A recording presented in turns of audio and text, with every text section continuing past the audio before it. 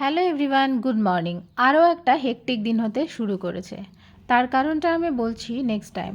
এখন মাম্মা খাচ্ছে Apple puree, boiled Apple. একটা অ্যাপেল ও পিউরি করে দিয়েছি, ও খেয়ে নিচ্ছে। মোটামুটি এই একটা অ্যাপেল খেতে পারে।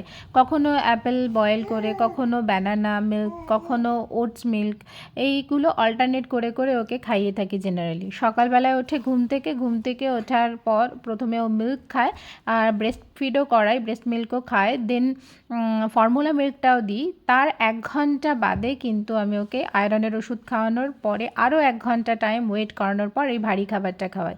ভারী খাবার বলতে কখনো কলা পিউরি বললাম যেরকম এক্সাম্পল।